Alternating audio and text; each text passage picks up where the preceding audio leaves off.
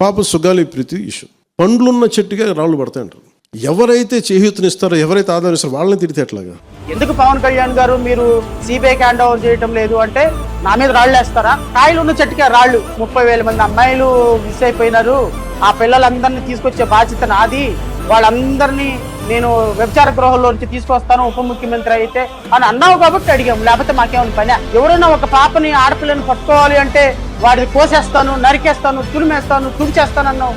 చట్టాలు తయారు చేస్తారన్నావు. 15 సంవత్సరాలు 15 నెలల నుంచి ఏం చట్టం తయారు చేసావు? ఈ 15 నెలల కాలంలో 30,000 మంది అమ్మాయిల మీద అఘాయిత్యాలు జరిగినాయి. 30,000 మంది అమ్మాయిల మీద జరిగినాయి. ఏమయ్యా పవన్ కళ్యాణ్ అన్నావు. అది తప్ప. అసలు ప్రపంచానికి చరిత్ర ఎలా ఉంటుందో చూపిస్తాను, అడ్మినిస్ట్రేషన్ ఎలా ఉంటుందో చూపిస్తాను, అసలు ఎంటర్‌ప్రెన్యూర్‌షిప్ ఎలా ఉంటుందో చూపిస్తాను, ఎంపవర్మెంట్ ఎలా ఉంటుందో చూపిస్తానన్నావు. సినిమాలు తిరుగుతున్నాము, చూపించటం లేదు. ఓజీ షూటింగ్ లో, పీజీ షూటింగ్ లో, కేజీ షూటింగ్ లో Hyderabad, Singapore, London, Uttarakhand, transgender తిరుగుతున్నావు. ఎందుకయ్యా అలా తిరుగుతున్నావు? రాష్ట్రంలో డబ్బులు ఇస్తున్నారు, ఉప ముఖ్యమంత్రిగా మీకు అధికారం ఇచ్చారు, ఇక్కడ ఉండి పరిపాలన చేయండి అన్నారు తప్ప. మరి దాన్ని కూడా రాళ్ళు వేయటం అంటే ఎట్లా ఉప ముఖ్యమంత్రిగా?